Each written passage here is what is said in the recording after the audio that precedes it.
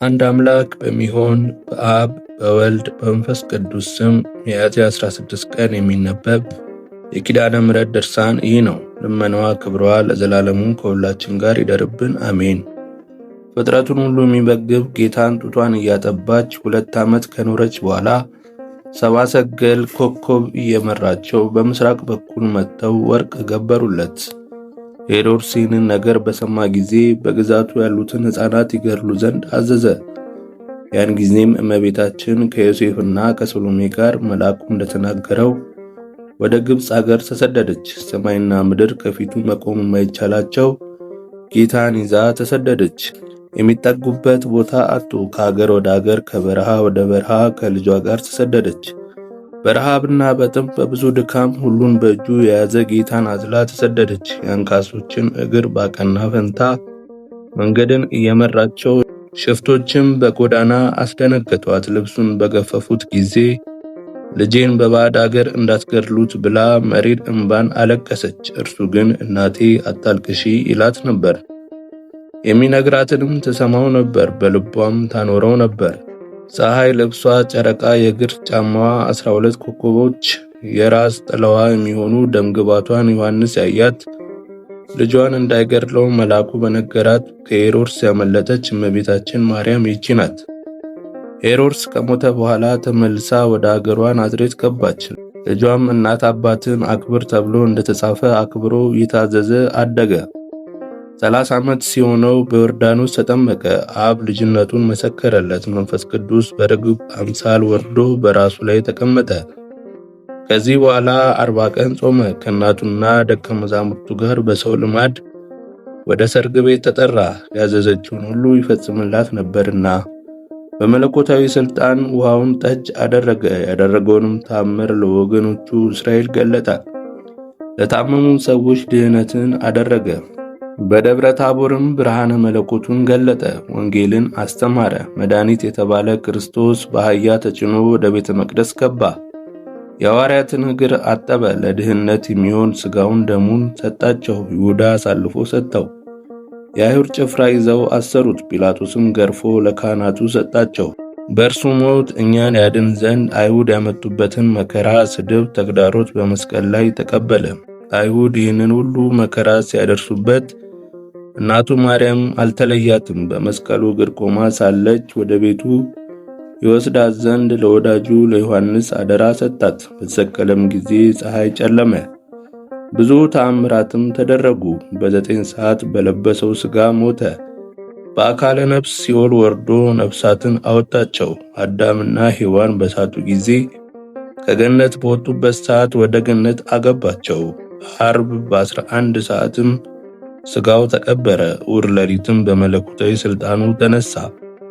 ለእመቤታችንና ለሌሎች ሴቶች ለሐዋርያትም ተገለጸላቸው። ከቶማስ ጋር ግን እስከ 40 ቀን ድረስ አልተገናኙ ነበር። እናቱ ማርያምን ሐዋርያትንና ከእነርሱ ጋር ላሉት ተስፋውን ይጠብቁ ዘንድ አረጋጋቸው። ባርኳቸውም ወደ ሰማይ አረገ፣ በአባቱም ቀኝ ተቀመጠ። ነቢዩ ዳንኤል የዘላለም አገዛዝ፣ ጌትነት፣ መንግሥት፣ የዘላለም ሥልጣን ተሰጠው እንዳለ ዳንኤል ምዕራፍ 7 ከቁጥር 14። ከዚህ በኋላ አስቀድሞ እንደነገራቸው ለሐዋርያት መንፈስ ቅዱስን ላከላቸው።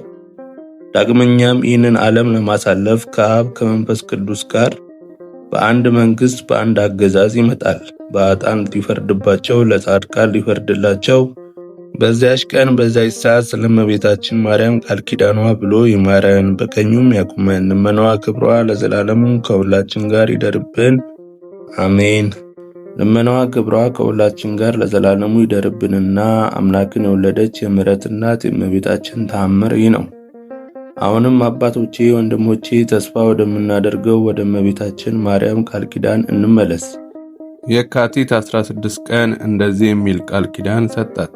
በስምሽ ቤተክርስቲያን የሰራውን ምስጋናሽን የጻፈውን ስምሽን የጠራውን መታሰቢያሽን ያደረገውን እምርልሻለሁ የሚል ቃል ኪዳን ልጇ ወዳጇ ጌታችን ኢየሱስ ክርስቶስ ለእናቱ ማርያም ሰጣት። እርሷ ለቅዱሳን በስራቸው በድካማቸው ቃል ኪዳን እንደሰጠቻቸው ጌታም ለእመቤታችን የምሕረት ቃል ኪዳን ሰጣት። እናቱ ማርያምን አረጋጋት፣ ደስም አሰኛት። በድንግልና ስለጸነሰችው ለእናቱ ድንግል ማርያም የምሕረት ቃል ኪዳን ሰጣት። 9 ወር ከ5 ቀን በማኅፀኗ ስለተሸከመችው ልጇ ወዳጇ ለእመቤታችን ማርያም የምሕረት ቃል ኪዳን ሰጣት። ከሥጋዋ ሥጋ ከነፍሷ ነፍስ ነስቶ ፍጹም ሰው ስለሆነ ያለመለወጥ ከመለኮት ጋር አንድ ስላደረገ ልጇ ወዳጇ ለእናቱ ለድንግል ማርያም የምሕረት ቃል ኪዳን ሰጣት። ማኅተመ ድንግልናዋ ሳይለወጥ ስለወለደችው ልጇ ወዳጇ ለእናቱ ድንግል ማርያም የምሕረት ቃል ኪዳን ሰጣት። የድንግልናን ወተት እያጠባች ስላሳደገችው ልጇ ወዳጇ ለእናቱ ድንግል ማርያም የምሕረት ቃል ኪዳን ሰጣት። አቅፋ ስላሳደገችው ልጇ ወዳጇ ለእናቱ ድንግል ማርያም የምሕረት ቃል ኪዳን ሰጣት። ከእርሱ ጋር በእግሯ ወደ ምድረ ግብጽ በመውረዷ ልጇ ወዳጇ ለእናቱ ድንግል ማርያም የምሕረት ቃል ኪዳን ሰጣት።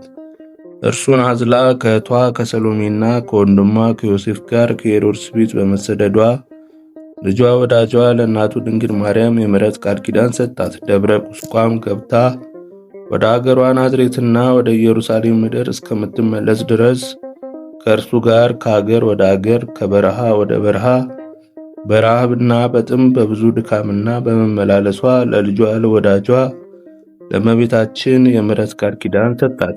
ስለደረሰባት ድካምና መከራ ወንበዴዎች ልብሷንና የእነ ዮሴፍን ልብስ በገፈፋቸው ጊዜ ስላለቀሰችው ለቅሶ ልጇ ወዳጇ ለእመቤታችን የምሕረት ቃል ኪዳን ሰጣት። ሰይጣን እርሷና ልጇ የደረሱበትን ቦታ ለሄሮድስ በነገረው ጊዜ የዮሴፍ ልጅ የሄሮድስ ጭፍሮች እርሱን እየፈለጉ መምጣታቸውን ሲነግራት ስለደነገጠችው ድንጋጤ የምሕረት ቃል ኪዳን ሰጣት። በቤተ መቅደስ በካህናት መካከል ተቀምጦ ሲጠይቃቸውና ሲመልስላቸው ስላገኘችው ልጇ ወዳጇ ለእናቱ ድንግል ማርያም የምሕረት ቃል ኪዳን ሰጣት። ወደ ሰርግ ቤት ከእርሷ ጋር በተጠራ ጊዜ በሥልጣኑ የሚያደርገውን ተአምራት አውቃ ብላቴኖቹን የሚላችሁን ሁሉ አድርጉ ባለችው ቃል ለእናቱ ድንግል ማርያም የምሕረት ቃል ኪዳን ሰጣት። ለሕዝቡ ወንጌልን እያስተማረ ሳለ እርሱን ታየው ዘንድ ከያዕቆብና ከዮሐንስ ጋር በሄደች ጊዜ ለድንግልና ስለወለደችው ትወደዋለችና ይሁዳ እነሆ እናትህና ወንድሞች ያነጋግሩ ፈልገው በውጪ ቆመዋል አለው። እርሱ ግን ለነገረው መልሶ እናቴ ማናት? ወንድሞቼስ እነማን ናቸው? አለው። እጁንም ወደ ደቀ መዛሙርቱ ዘርግቶ እነሆ እናቴና ወንድሞቼ በሰማያት ያለውን የአባቴ ፍቃድ የሚያደርግ ሁሉ እርሱ ወንድሜም እህቴም እናቴም ነው አለ። ማቴዎስ ምዕራፍ 12 ከቁጥር 48። ይህንን ማለቱ ወደ ሄደበት ሀገር ይከተሉት ዘንድ እናቱና ደቀ መዛሙርቱን ወንድሞቹን የሚያረጋጋበት ጊዜ ባለመሆኑ ነው። እርሷንም ከቤትሽ ተቀመጪ አላት። እርሷ ከእርሱ ጋር በቀንም በሌሊትም በባህርም በየብስም ከአገር ወደ አገር ከበረሃ ወደ በረሃ መሄድ አትችልምና እርሱም በመፈለግ እንዳትደክም የሴቶች ተፈጥሯቸው ደካማ ነውና፣ ስለዚህ ከዮሴፍ ልጆች ቤት ተቀመጪ አላት። እነርሱም እመቤታችን ከቤቱ ሳትገባ የወለዳቸው የወንድሟ የዮሴፍ ልጆች ናቸው። የብዙዎች እናት እመቤታችን ከዮሴፍ ቤት ስትገባ ሕፃናት ነበሩና አሳደገቻቸው፣ የወንድሟ ልጆች ናቸውና። ስለዚህ የጌታ ወንድሞች ተባሉ። ልመናዋ፣ ክብሯ፣ የልጇም ቸርነት ለዘላለሙ ከሁላችን ጋር ይደርብን፣ አሜን። ወስብሐት ለእግዚአብሔር ወለወላዲቱ ድንግል ወለመስቀሉ ክቡር። ይቆየን፣ አሜን።